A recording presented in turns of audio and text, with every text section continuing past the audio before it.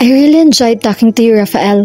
Nakangiting sabi ni Mean sa kanya nang nakakape sila pagkatapos ng informal dinner kung saan niya ito inimbita kaninang tinawagan niya ito sa shop ng mga ito. I really wish Gabby was able to come para na-discuss din niya sa'yo yung mga trendy changes na ginawa nila sa ibang mga gadgets na request mo. Sayang, limited ang alam ko. Don't worry, he'll have time tomorrow na maasikaso niya yung mga specifications mo para sa mga employees mo. Excited na makausap siya, sabi ni Rafael dito. Si Gabby ang boyfriend na dalaga na isa sa mga directors ng isang malaking electronics company na nagdi-distribute ng ilang gadgets ni Mean sa mas malaking market at nag-export niyon sa ibang bansa. He wanted to order those little stun guns na nakakonceal sa kung ano-anong non-suspicious items like ballpens or keychains para regalo sa kanyang mga employees sa darating na Pasko. Ang dalawa sana ang kanyang nakakasama. Ngayon, pero nagkaroon yata ng family emergency ang lalaki tungkol sa ina nito na may Alzheimer's disease. I'm grateful na pinagbigyan mo pa rin ako kahit bigla ng imbitasyon ko. Syempre naman, when you mentioned what happened that night and that our flak jacket had saved you, hindi maaaring hindi kita mapaunlakan.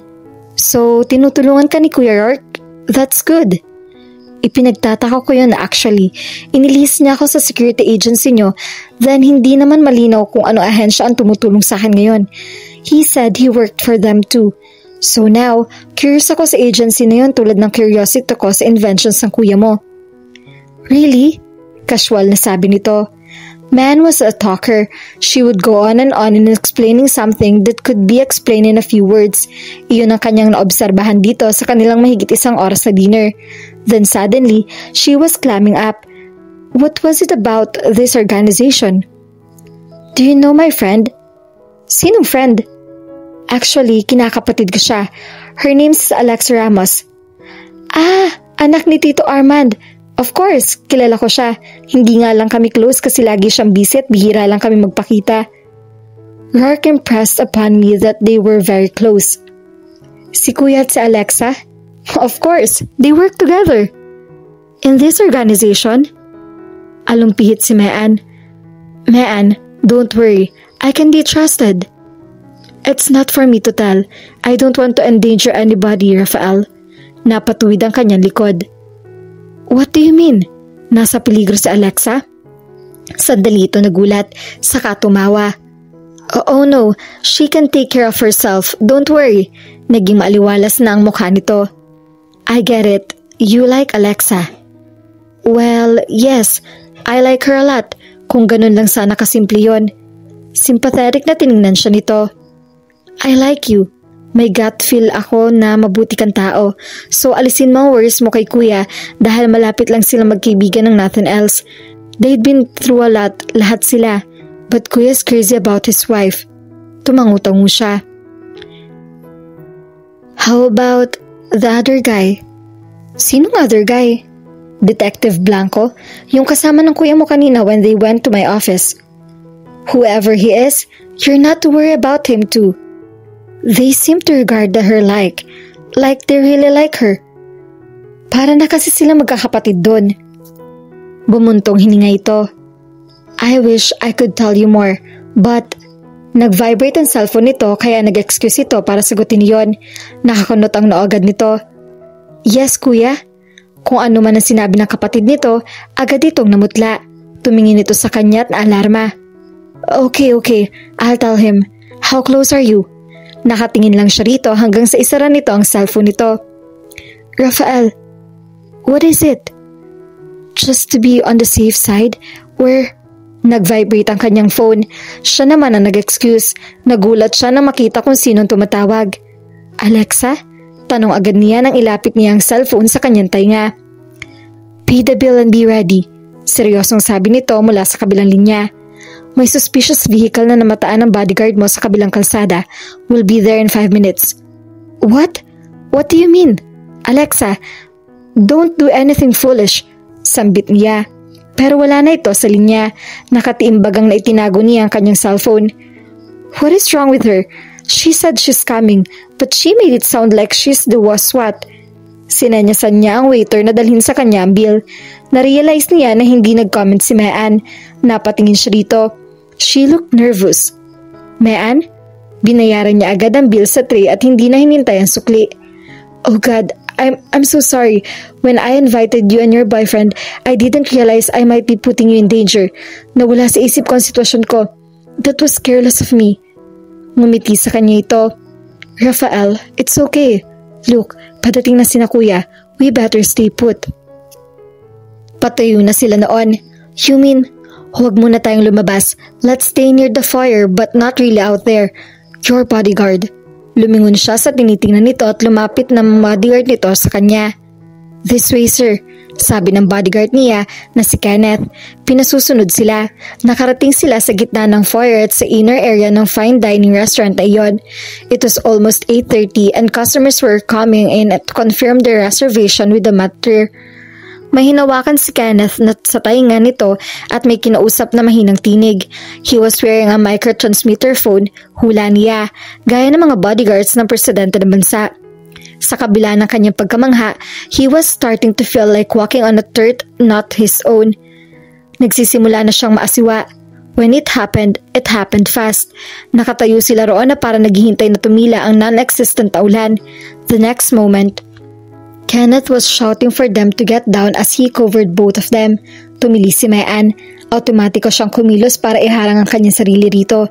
Sabay-sabay silang bumaksak sa sahig habang nagsisigawan ng mga tao sa paligid at nababasag ang glass panel sa harap ng restaurant. Kasing bilis ng pagbiglang ulan ng bala ay ang pagkawala niyon, pero hindi ang katahimikan. A lot of people were shouting in terror and everybody was scrambling to hide under the tables. Nawala rin ang waitress sa likod ng counter. Mula sa pinto ng restaurant ay may pumasok, ang iba ay dumaan sa nabasag na dingding. Men in dark clothes, naglapitan ng mga ito sa kanila.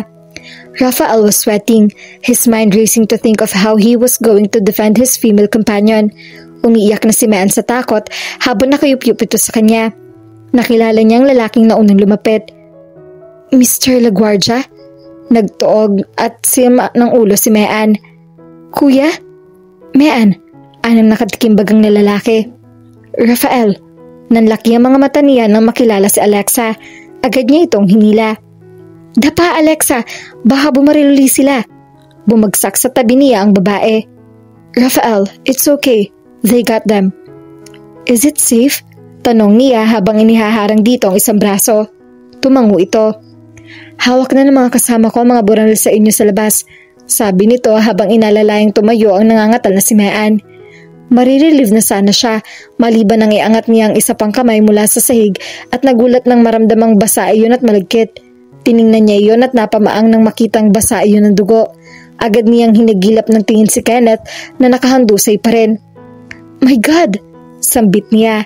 Nagulat siya nang itihaya niya ito at lumantad ang sugat sa leeg nito na bumubulwak na dugo. Horrified, he automatically covered the wound with his hand, using his palm to cover the flow of blood. Sumigaw siya. Call an ambulance! We'll get him to the van. New York na yumuko para buhatin na lalaki. Mayan, someone's going to get you home, okay? Yes. Alexa, tawag niya nang umakbang siya pasunod kay York habang hawak pa rin ang sugat sa leeg ni Kenneth. His clothes were soaked with blood. I'm here, sagot ni Alexa. Katabi niya itong tumakbo. Stay near me, sabi niya rito. You bet. Anito sa mababa pero matatag na tinig habang isinusuksok ang baril na hawak nito sa holster niyon. Pagkatapos idinaganan nito ang pressure ng hawak niya sa leeg ng bodyguard ng dalawang kamay nito. She's got a gun in her hand. Pakiramdam niya ay lumulobo ang kanyang ulo sa lahat na nangyayari. Nakapasok sila sa van. Isang malaking van na kulay gray at lumang model. Pero ang computer consoles na nakahilera sa magkabilang gilid ay kabaliktaran ng kawalan niyon ng karakter sa labas.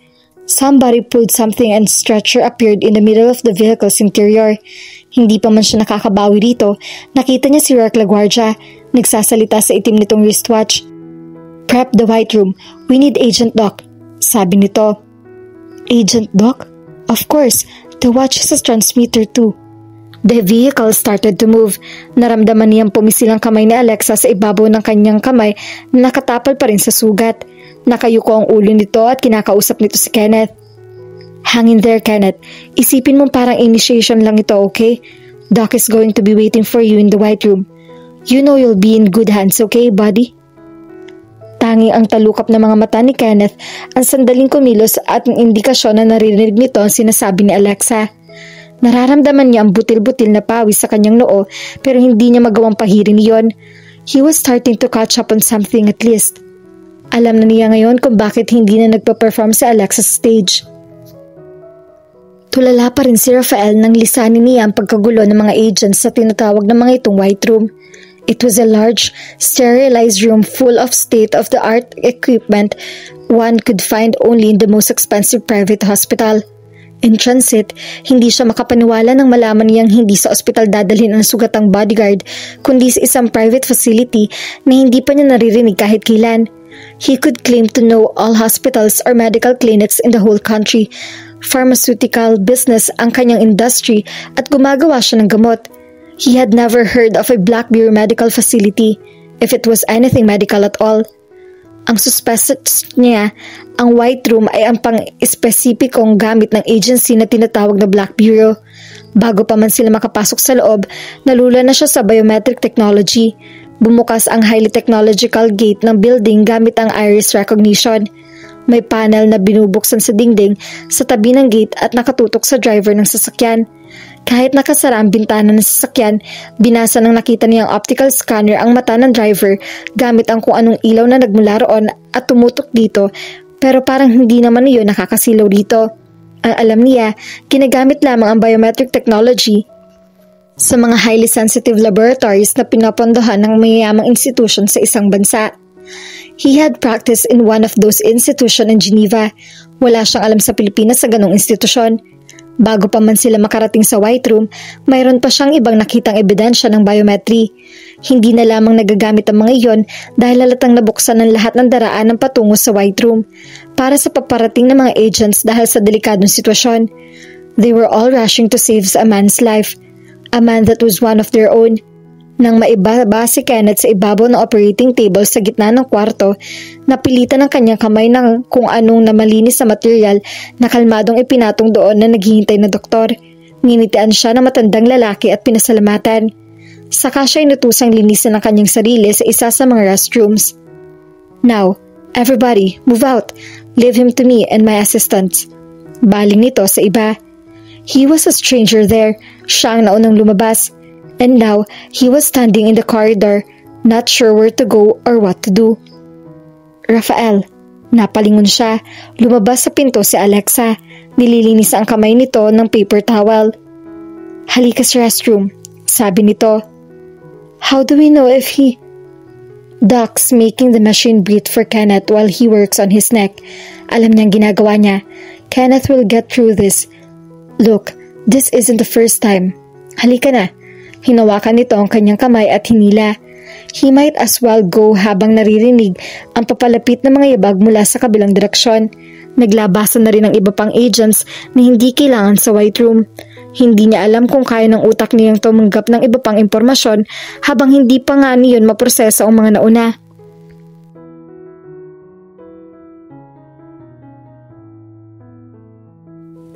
At dito na po nagtatapos ang ating kwento. Sabay-sabay po nating abangan ang susunod na kabanata. Maraming salamat po. God bless and stay safe.